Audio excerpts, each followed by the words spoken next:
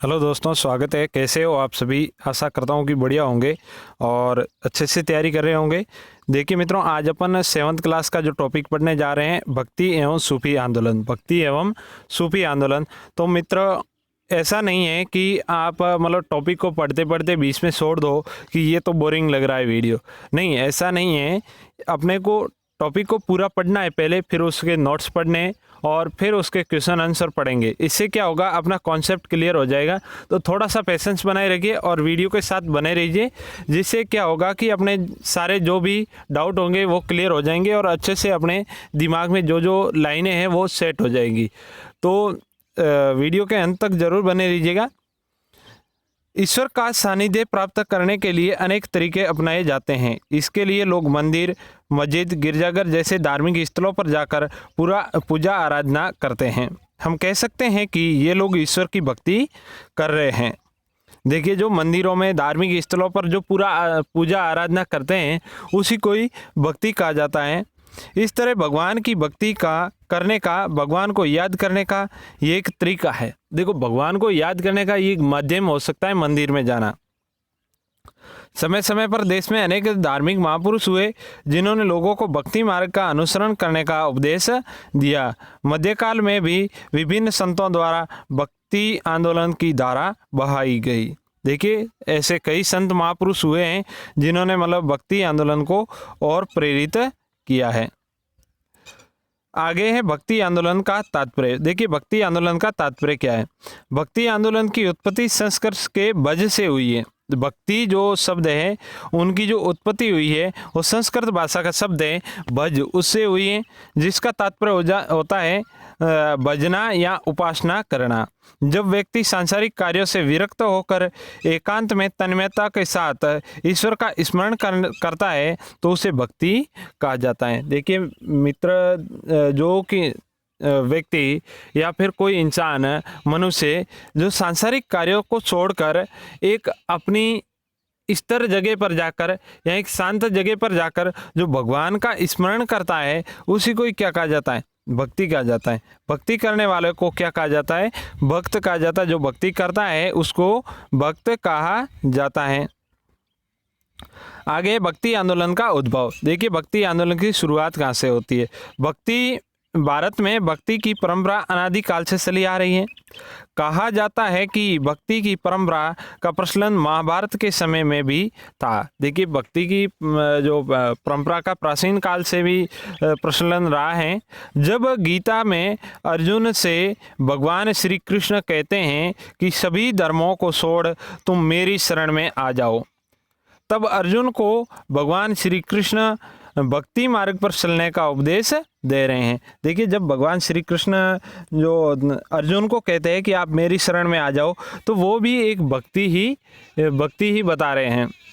यदि भक्त सच्चे मन से भक्ति करे तो ईश्वर कई रूपों में भक्त को मिल सकता है। भक्ति के लिए ईश्वर के कई रूप देखने को मिलते हैं, कहीं मनुष्य के रूप में तो कहीं प्रकृति के विविध रूपों में। देखिए, ईश्वर के कई रूपों में ईश्वर को अपन देख सकते हैं। देखिए, कहीं पर तो अपन ईश्वर मनुष्य के रूप में देखते हैं, तो कहीं प्रकृति के जो अपने को गॉड गिफ्ट दिए गए वो भी एक भगवान ही है, वही एक ईश्वर है। कहते हैं कि मनुष्य में भी ईश्वर विद्यमान होता है, तो मनुष्य के रूप में भी अपन भगवान को देख सकते हैं। आगे भक्ति आंदोलन की विशेषताएं। इस युग के भक्ति आंदोलन के संतों की विशेषता ये थी कि ये स्थापित जाति भेद, समाज में फैली असमानताओं एवं कुप्रथाओं पर सवाल भी उठाते थे।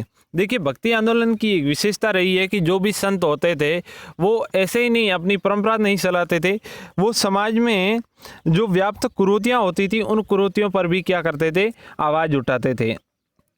अपने प्रभु से प्यार करने में, लोगों के साथ मिल बैठकर रहने में ही सार है, ये समझाते थे। देखिए, प्रभु से जो प्यार करता है, जो प्रेम करता है भगवान से, उनको मतलब लोगों के साथ मिल बैठकर रहना सही है।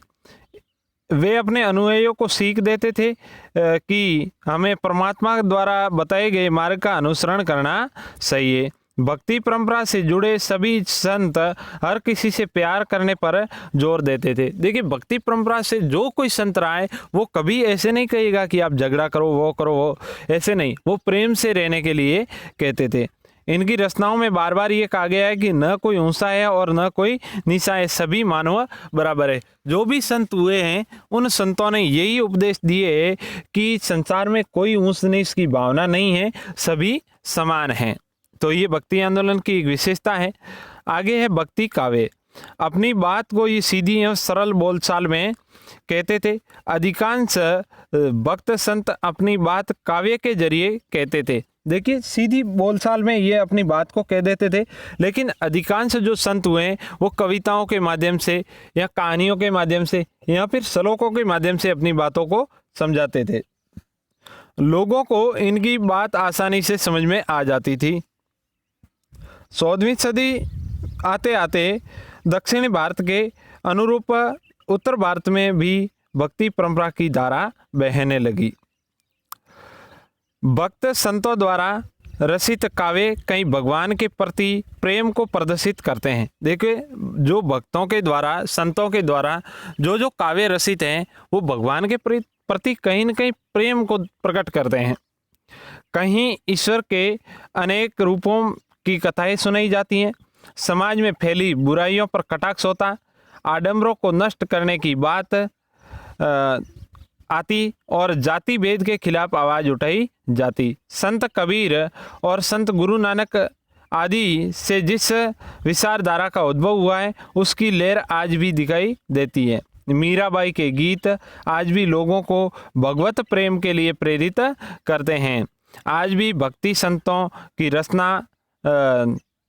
रचनाओं को लोग पढ़ते हैं, गाते हैं और उन पर नाचते हैं।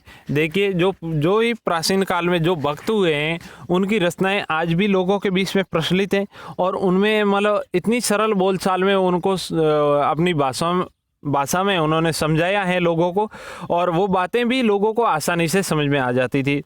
और उनकी वो कहानियाँ, काव्य, जो भजन हैं, जो कविताएं हैं, जो श्लोक है, जो दोहे हैं, वो आज भी लोगों के बीच में वैसे ही वैसे प्रचलित हैं।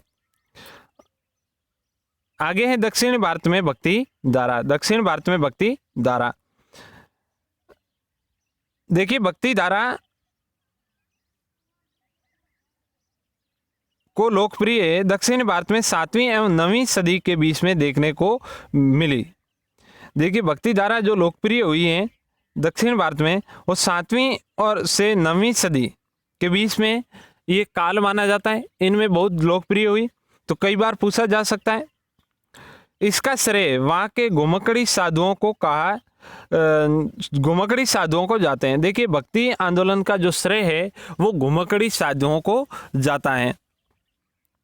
इन घुमकड़ों में शिव भक्त नयनार के नाम से जाने जाते थे और विष्णु भक्त थे, इन्हें अलवार कहा जाता था। देखिए, जो शिव भक्त होते थे उनको नयनार संत कहा जाता था और जो विष्णु के भक्त होते थे उन्हें अलवार संत कहा जाता था। देखिए, नयनार और अलवार, इनमें कई बार कन्फ्यूजन हो जाता है, तो मैं आपको सीधी बात समझा दूं। जो शिव होते हैं, शिव जी के कितने नेत्र होते हैं? 3 नेत्र होते हैं, अर्थात 3 नयन होते हैं, और एक एक्स्ट्रा नयन होने के कारण इसको नयनार कहा जाता है। इनके भक्तों को क्या कहा जाता है? नयनार। और पीछे बसे विष्णु के भक्तों को क्या कहा जाएगा? अलवार कहा जाएगा। तो इन घुमकड़ी साधुओं की विशेषता ये थी कि ये गांव गांव जाते, देवी देवताओं की प्रशंसा में सुंदर काव्य लिखते और उन्हें संगीतबद्ध करते। इनकी विशेषता रही है। अलवार और नयनार संतों में अनेक जातियों के लोग शामिल थे। ऐसे नहीं थे कि एक ही किसी संप्रदाय से, एक ही जाति से ये विलोम करते थे, अनेक जातियों के लोग थे। नयनार और अलवार संतों में कई ऐसे थे जो कुम्हार, किसान, शिकारी, सैनिक, ब्राह्मण, मुखिया जैसे वर्गों में पैदा हुए तथा अनेक उस समय मानी जाने वाली अस्पृश्य जातियों में भी पैदा हुए। जिस प्रकार से अपन कह सकते हैं कि अस्पृश्य जातियों के भी संत उस समय ज़्यादा हुए थे। तथापि वे अपने उच्च विचारों एवं नैतिक मूल्यों की शिक्षा देने के कारण देश में समान रूप से प्रसिद्ध हुए। ऐसा नहीं है कि जो अस्पृश्य जातियों के संत है वो प्रसिद्ध नहीं हुए, वो अपनी वाणियों, विचारों एवं अपनी नीतियों के कारण लोगों के बीच में, देश में ऐसे ही ऐसे प्रसिद्ध हुए हैं।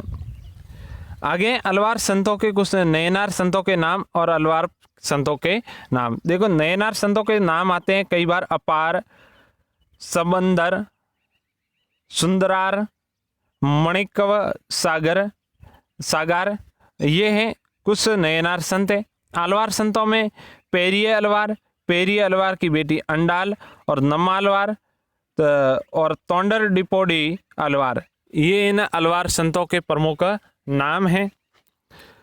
आगे है भक्ति परंपरा के अधीन दक्षिण में कर्नाटक में 11वीं सदी में रामानुज ने विष्णु की पूजा पर जोर दिया। देखिए, भक्ति परंपरा का जो मतलब एक कह सकते हैं क्रांति के रूप में जो रामानुज ने लाई, वो मतलब इनका जो कर्नाटक में 11वीं सदी में इन्होंने विष्णु पूजा पर जोर दिया। आगे रामानंद, संत रामानंद। देखिए, रामानंद भक्ति आंदोलन के क्षेत्र में उत्तर एवं दक्षिणी के बीच में एक कड़ी तथा सेतु के समान थे। जो रामानंद जो संत थे, इन्होंने जो भारत है, भारत के दक्षिण और उत्तर के बीच में इन्होंने कड़ी के रूप में कार्य किया। उत्तर जो दक्षिण में पहले भक्ति आंदोलन की शुरुआत हुई, उनको मतलब उत्तर भारत में लाने का श्रेय इनको ही जाता है। ये उत्तरी भारत के भक्ति आंदोलन के प्रवर्तक माने जाते हैं। इन्होंने भक्ति के द्वारा जन जन को नया मार्ग दिखाया। एक ईश्वरवाद पर जोर देकर राम की भक्ति पर बल दिया। रामानंद ने राम की भक्ति पर बल दिया और इन्होंने ये बताया कि ईश्वर एक ही है, एक ईश्वर पर इन्होंने जोर दिया। जाति भेद का विरोध करते हुए सामाजिक समानता पर बल दिया। उन्होंने संस्कृत की बजाय बोलचाल की भाषा में उपदेश दिए, जिससे जन साहित्य का विकास हुआ। और रामानंद के शिष्यों में सभी जातियों के लोग थे, जिसमें रैदास, कबीर, दन्ना और पीपा आदि प्रमुख थे। देखिए, रामानंद ने अपनी जो उस समय प्रचलित भाषा हुआ करती थी संस्कृत में अपने उपदेश नहीं देकर इन्होंने जो साधारण आम बोलचाल में इन्होंने अपने जो काव्य लिखे और उपदेश दिए। देखिए, यहाँ पर लिखा हुआ है भक्त कवयित्री अंडाल। देखिए, अंडाल कौन थी? भक्त संतों में से एक भक्त अंडाल को दक्षिणी भारत की मीरा कहा जाता है। देखिए, बहुत ही इंपॉर्टेंट है, दक्षिणी भारत की मीरा कहा जाता है अंडाल को। अंडाल द्वारा रचित थिरुपवाई की रचना आज भी गाई जाती है। इनकी रचना है थिरुपवाई। अंडाल का जन्म 8वीं सदी में हुआ था। अंडाल का जन्म कब हुआ था? 8वीं सदी में हुआ था।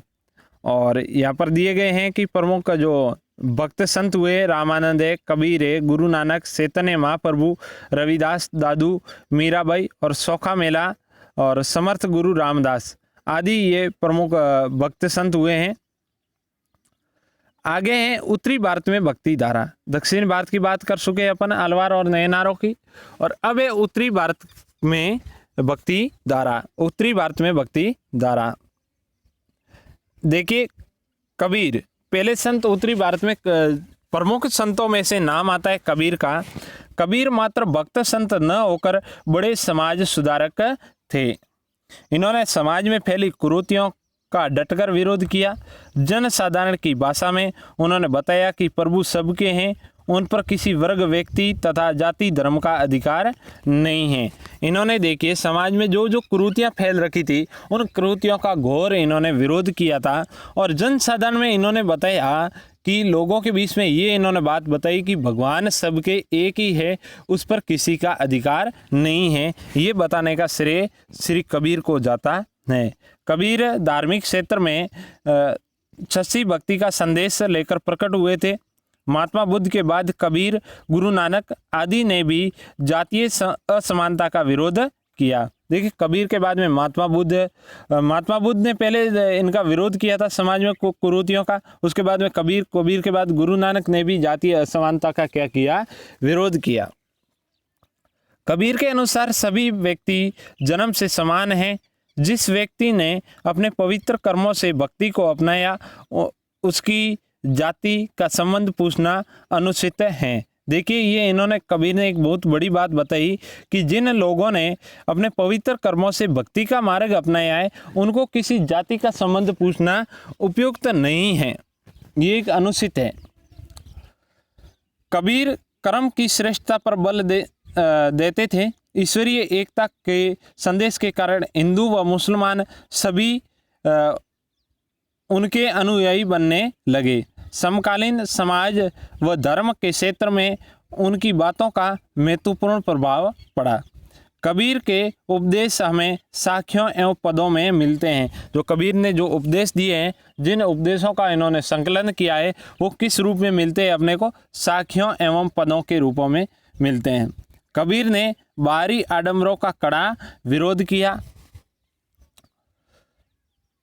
कबीर के बारे में ऐतिहासिक जानकारी बहुत कम है। मान्यता है कि वे 15वीं से 16वीं सदी में पैदा हुए थे। देखिए, इनके बारे में जो जन्म से लेकर कई धारणाएं हैं, एकदम स्पष्ट पता नहीं है इसके बारे में। तो मान्यता है कि माना जाता है कि 15वीं से 16वीं सदी में ये पैदा हुए थे। उनका पालन पोषण बनारस के आसपास रहने वाले जुलाहे परिवार में हुआ था। जुलाहा परिवार में हुआ था। देखिए, जो कातने बुनने का जो कार्य करते हैं उनको जुलाहा कहा जाता है। उनके परिवार में इनका पालन पोषण हुआ। कबीर के भजन कई गोमंतु धार्मिक गायक गाते थे। ये भजन काफ़ी लोकप्रिय रहे। इनमें से अनेक को गुरु ग्रंथ साहिब पंचवाणी बीजक में संग्रहित किया गया। देखिए, इनके जो भजन हैं इनको संग्रहित करें, इनके जो ग्रंथ हैं वो गुरु ग्रंथ साहिब, उनमें इनके भजन मिलते हैं। पंचवाणी जो ग्रंथ हैं उनमें इनके भजन मिलते हैं। और बीजक जो इनकी एक रचना है उनमें भी इनके ग्रंथ जो इनके भजन मिलते हैं, इनके काव्य है, इनके श्लोक है, वो मिलते हैं। देखिए, कबीर ने गुरु को ईश्वर से भी अधिक महत्व दिया है। तो कबीर ने भक्ति परंपरा पर जोर देते हुए इन्होंने एक ईश्वर पर जोर दिया और इन्होंने गुरु को भगवान से भी बढ़कर बताया है। क्योंकि इन्होंने बताया कि जिस भगवान को अपन मिलते हैं उस भगवान को मिलाने का जो कार्य करता है वो करता है गुरु। वो कौन करता है? गुरु करता है। तो इन्होंने एक श्लोक बहुत ही इनका फेमस है कि गुरु गोविंद दोनों खड़े, गुरु गोविंद दोनों खड़े काके लागू पाए। मतलब गुरु और गोविंद मेरे सामने दोनों खड़े हैं, किनके पहले पाँव सूं। बलियारी गुरु आपने गोविंद दियो बताए। मैं श्री गुरु के ही पाँव छूऊंगा, क्योंकि जिन्होंने हमारे को गोविंद को बता दिया, गोविंद के दर्शन गुरु ने कराए, इसीलिए पहले गुरु के पाँव छूऊं। अगले संत हैं गुरु नानक। अगले संत हैं गुरु नानक। गुरु नानक कबीर के समान मध्यकालीन समाज को प्रभावित करने वाले संतों में गुरु नानक का नाम भी महत्वपूर्ण है। देखिए, जिन संतों ने जो लोगों को प्रभावित किया, समाज को प्रभावित किया है, उनमें गुरु नानक का नाम भी पहले आता है। कबीर की तुलना में गुरु नानक के बारे में ऐतिहासिक जानकारी ज़्यादा मिलती है। गुरु नानक का जन्म 1459 में तलवंडी में हुआ था। गुरु नानक का जो जन्म हुआ था वो 1459 ईस्वी में तलवंडी, जो भी पाकिस्तान में है शायद, तलवंडी में इनका जन्म हुआ था। आजकल ये पाकिस्तान में है और इसे ननकाना साहिब के नाम से भी जाना जाता है। इन तलवंडी को ननकाना साहिब के नाम से जाना जाता है। ये सिख पंथ के संस्थापक थे। जिस प्रकार सिख संप्रदाय अभी प्रचलित है, उस सिख संप्रदाय के जो संस्थापक गुरु नानक ही थे, तथा निर्गुण उपासना के समर्थक थे। इन्होंने सगुण भक्ति को महत्व नहीं दिया, निर्गुण उपासना के ये समर्थक थे। कई जगह पर घूमने के बाद उन्होंने करतारपुर में रावी नदी के तट पर डेरा बसाया, जहां उनके अनुयायी जात पात त्याग कर इकट्ठे होकर खाना खाते थे। इन्हें लंगर कहते थे। जिस प्रकार से करतारपुर कॉरिडोर जो अभी पाकिस्तान में खोला गया है, उसी करतारपुर के में रावी नदी के तट पर इन्होंने अपना डेरा बसाया था और जात पात को इन्होंने त्याग कर जो साथ में खाना खाने की परंपरा इन्होंने शुरू की थी, उन खाना खाने की परंपरा, साथ में बैठकर खाना खाते थे, उसको लंगर कहते थे। नानक ने उपासना और कार्य के लिए जो जगह नियुक्त की उसे धर्मशाला कहते थे।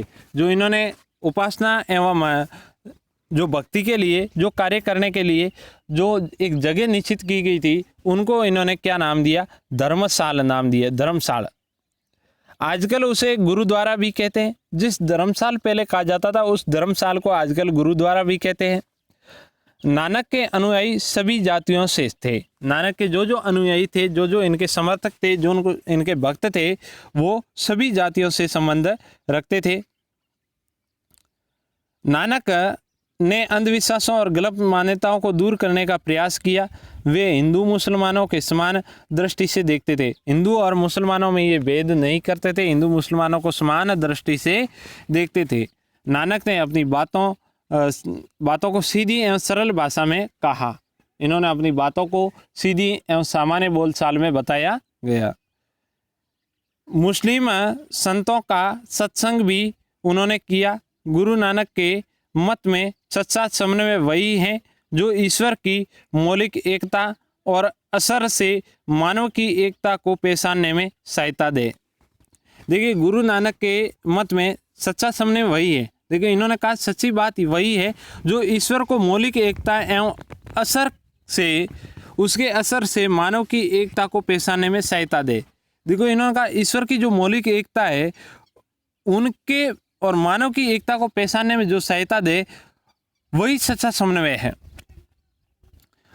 नानक के प्रभाव से देश को नई दिशा मिली। समानता, बंधुता, ईमानदारी, सृजनात्मकता, श्रम द्वारा जीविकोपार्जन पर आधारित नई समाज व्यवस्था स्थापित हुई। देखो, जो श्री गुरु नानक से ये अपने को एक प्रेरणा मिलती है। ये इन्होंने शुरुआत की, अपन कह सकते हैं कि जो समानता, बंधुता, ईमानदारी और सृजनात्मकता और काम करके यानी श्रम द्वारा जीविकोपार्जन पर आधारित नई समाज व्यवस्था स्थापित की इन्होंने गुरु नानक ने। गुरु नानक द्वारा तथा उनके बाद आने वाले गुरुओं के उपदेशों से आगे चलकर एक नया मत, सिख मत, भारत में उदित हुआ। एक नया मत जो प्रचलित हुआ, अभी इनको एक नया धर्म भी कह सकते हैं अपन, सिख धर्म जो भारत में उदय हुआ वो इनके ही कर्मों से हुआ है। अगले संत हैं कवि रविदास जिसको कह सकते हैं अपन। रविदास इनका नाम था। रविदास कबीर के समकालीन थे। ये रामानंद के परम शिष्य थे तथा जाति से समार एवं निर्गुण भक्ति करते थे। रविदास जाति पाति के भेदभाव में विश्वास नहीं करते थे। ये जाति पाति में ज़्यादा विश्वास नहीं करते थे। हालांकि समार जो चमड़े का काम करने वाले थे उनसे विलोम करते थे। वे बाह्य आडंबरों को व्यर्थ समझते थे। इन्होंने क्या समझा, जो बाह्य आडंबर जितने भी अपन माया का जो लोभ लालच है उनको ये क्या समझते थे? व्यर्थ समझते थे। मन की शुद्धता पर जोर देते थे। इन्होंने कहा कि मन अपना शुद्ध है तो संसार सारा शुद्ध है। मानव समानता उनका प्रमुख सिद्धांत था। देखो, सभी मनुष्य को समान रूप से देखना इनका प्रमुख सिद्धांत था। उनका कहना था ऐसा साहो राज में जहाँ मिले सबन को अन्न। देखो, ये कहते थे कि अपने राज में ऐसा राज अपने को मिलना चाहिए जब सबको अन्न मिले, यानी सबको टाइम पर खाना मिल जाए। छोट बड़ो सब सम बसे, रविदास रहे प्रसन्न। रविदास जी कहते थे कि छोटे बड़े सभी समान रूप से बसे इस संसार में, सबको अन्न मिले और छोटे हो चाहे बड़े हो सभी समान रूप से रहें, तो उससे रविदास क्या होंगे? प्रसन्न होंगे। ये इनका कहना था। तो मित्रों, इस वीडियो में अपन इतना ही पढ़ेंगे। वीडियो थोड़ा लंबा हो जाएगा। अभी जस्ट नेक्स्ट वीडियो आने वाला है उसमें अपन अगला टॉपिक है जो बचा है वो अपन उसमें अध्ययन करेंगे। तो वीडियो के साथ बने रहिएगा और अच्छे से अपनी तैयारी कीजिएगा। मिलते हैं अगले वीडियो में। जब तक के लिए जय हिंद, जय भारत।